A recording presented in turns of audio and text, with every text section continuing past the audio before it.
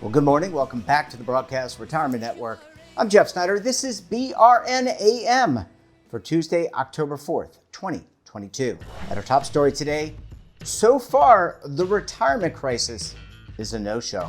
Andrew, it's great to see you again. Thanks so much for joining us on the program again this morning. Hey, thank you very much for having me. Good to be with you. And you wrote a great blog post, for lack of a better term. People can find it on the American Enterprise website. Basically, the thesis here, so far, there's no retirement crisis. And I have to tell you, Andrew, as a member of the retirement industry for so many years, we've been talking about for decades how Americans just are not savers. But your thesis is that it's a big nothing burger. I don't want to speak for you. I'll let you speak for yourself. Well, I remember, even growing up as a kid, you would see the newspaper, Americans are terrible at saving. We don't save as much as the Germans or Japanese or whoever. More recently, beginning around 2000, you saw actual studies claiming that Americans face a retirement crisis because we don't save enough, that we're not participating in 401ks, we don't contribute enough, all that kind of stuff. And so that, right around the corner, a majority of Americans are going to face a real problem in retirement. One nice thing about having this narrative go on for so long is that we can now check it. We can look back at some of those studies that came out 15 or 20 years ago that predicted all these terrible outcomes and say what happened. And when you do check it, it's really surprising that often the opposite happened. Things got better instead of getting worse. Yeah, and Andrew, let's kind of talk about some of the numbers here. NERS, which is a organization, says 60% of Americans believe we're facing a retirement crisis. And I know you will go into this a little bit more in the second segment, but the Federal Reserve information doesn't really comport with that. But your thoughts?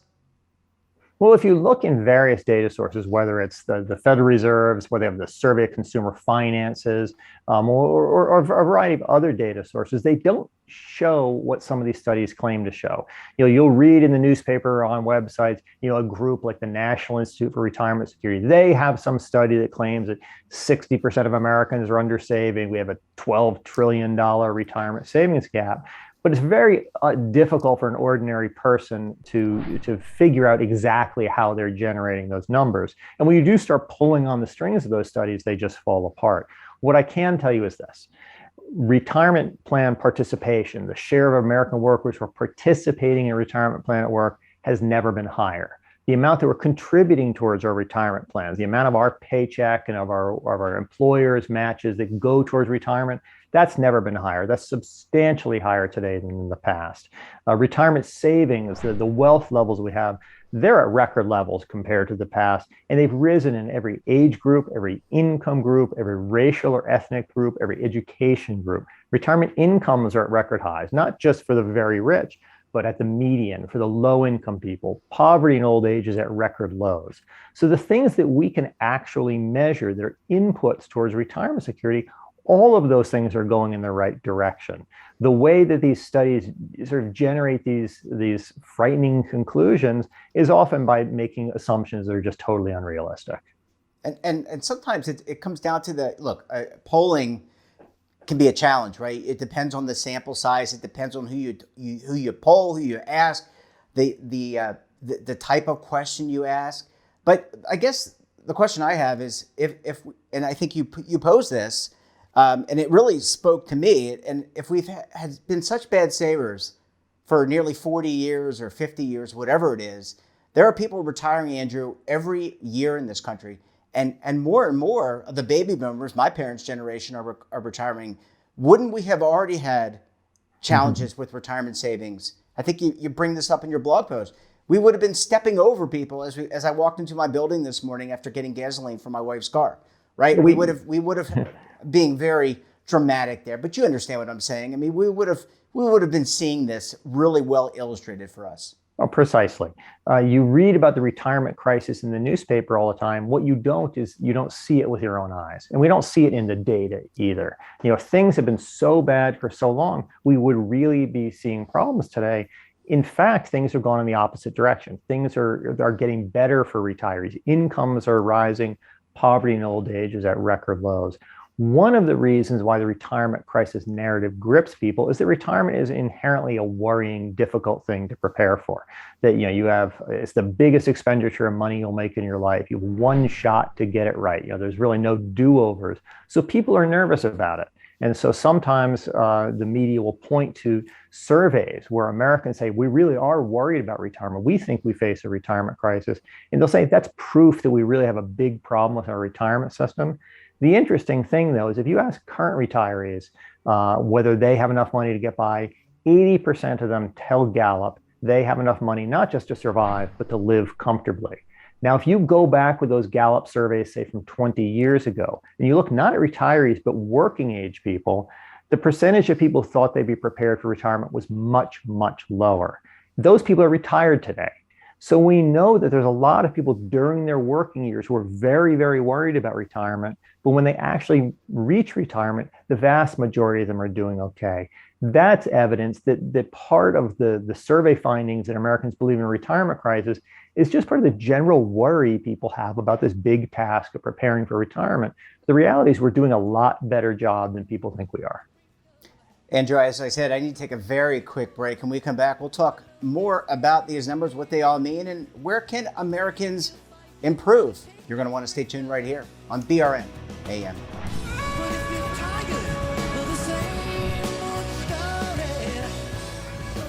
Imagine a new television network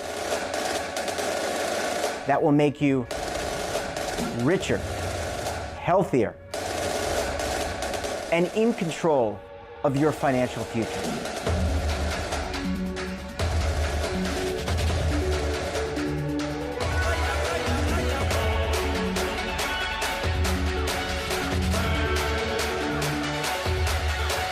This network is for the policewoman in Nashville, Tennessee, the baker in Dubuque, Iowa, the teacher in Lexington, Kentucky. We want to make the idea of savings and retirement culturally relevant. But what do you see as a defining issue of the midterms, especially for the smaller businesses? I mean, they are the lifeblood of the American economy.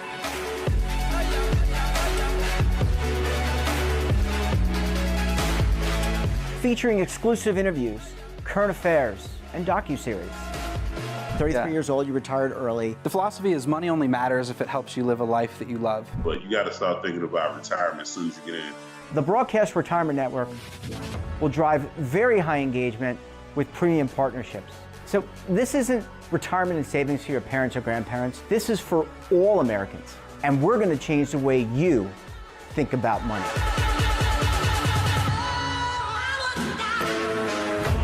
Welcome to the next frontier of retirement and savings.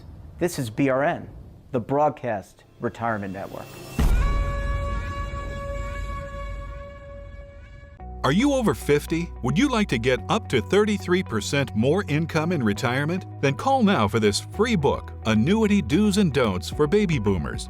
This free book reveals little-known secrets about annuity strategies that will help you make the right choices before buying an annuity. Call right now for your free book, and as a bonus, we'll also throw in a free annuity rate report, both absolutely free for calling Annuity General today. Call 800-504-8194. Andrew, thank you so much for sticking with us this morning. My pleasure. It's always great to break this down with you. And, as you're chatting, I always think about the label on the bottle and then trying to figure out what's in the bottle, right? I mean, that's really what we're talking about here in terms of finding the prescription for Americans. Andrew, what are Americans doing right when it comes to retirement savings? Are we putting enough money away, or should we be putting away more? And I know, by the way, before you answer this, we're all individuals. We all have different needs. So you can't say what's important for me versus what's important for you or other people watching the program. Well, that's precisely right. The idea that every person should be saving for retirement at every moment of their life, that's incorrect just from textbook economics. So that's just not how things should work. We also recognize people are different and they have different priorities at different points of their time. If you're a young person straight out of college who's got college debt to pay off, you should be paying off that debt. Or you might want to put aside money for retirement, or excuse me, you might want to put aside money for a home down payment before you save for retirement. Even textbook economics says most people shouldn't really even start saving retirement until their mid-30s.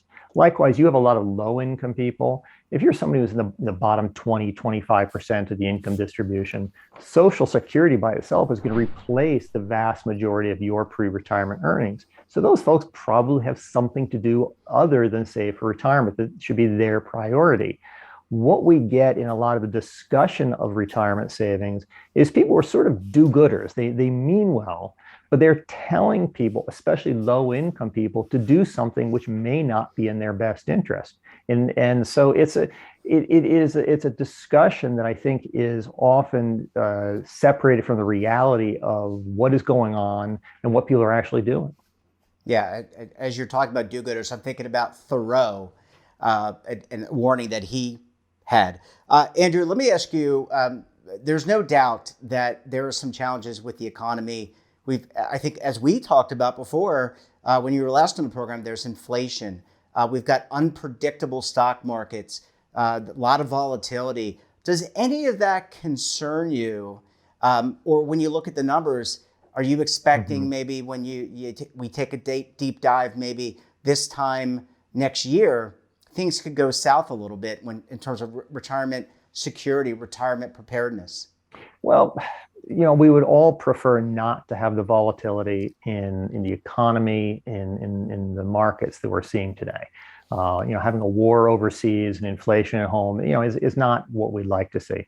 At the same time, though, I would warn people against panicking. I know people who sold all of their stocks in the beginning of 2020 when the stock market fell because of COVID. And they got out of the market. And then when the market recovered, they end up losing a significant amount of money. So, buy and hold is still the better way to go when you're thinking long term.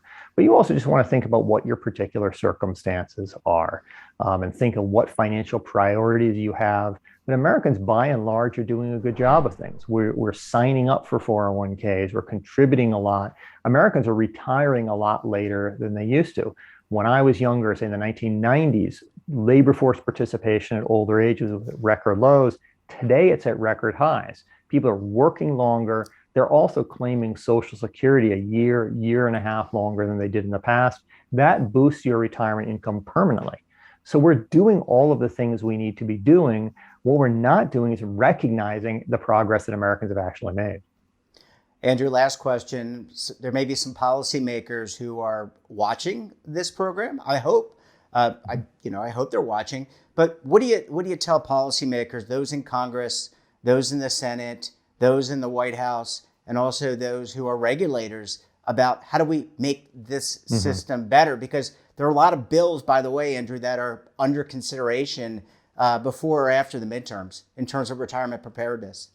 Sure. Well, I'll just be blunt and say, from my experience, in doing, numerous congressional testimonies over the years, is the average member of Congress knows very, very little about the state of retirement savings in the U.S. They know very little about the private retirement system. They even know very little about the Social Security program, which is the biggest program the federal government runs. Members of Congress really need to make an effort to educate themselves first so they know what they are talking about. They know the data, they know the facts before they jump to conclusions about what the policy should be. Today, 90% of members of Congress, or Democratic members of Congress at least, have endorsed and co-sponsored a bill for a multi-trillion-dollar expansion of Social Security. Most of them have very little idea what the average Social Security benefit is. They don't know what poverty in retirement is. They don't know what retirement savings is. They need to get some knowledge on that first before they say, let's turn the whole retirement savings system upside down. Yeah, well, hopefully they're tuning into what you're saying. I know they can follow you on Twitter, and hopefully they're popping by our network to just check out what the conversation we are having every day. Andrew Biggs, it is always a pleasure chatting with you. Thanks so much for popping by the program. We look forward to having you back on again very soon. Happy to do it anytime. Thank you again. That wraps up this episode of BRN AM. Have a topic of interest, somebody you think we should talk to? Drop us a line. And don't forget, for all the latest curated news and lifestyle, wellness, finance, tech, so much more in all in one place, check out today's edition of our daily newsletter, The Morning Pulse. Want to search our archive, check out our latest content? Well, visit our website and, of course, our streaming partners. I'll be back again tomorrow with another edition of BRN AM. Until then, I'm Jeff Snyder. Stay safe, keep on saving, and don't forget, roll with the changes. Waiting here for you to take and drink of. But if you're tired of the same old Now is your opportunity to co-create content around any topic on the First Lifestyle and Wellness Network. Reach a global audience through our platform and co-own exclusive branded content. All of our programs are available on demand and also as audio-only podcasts, so you can take us on the go. Broadcast Retirement Network, available anytime, anywhere, and on any device.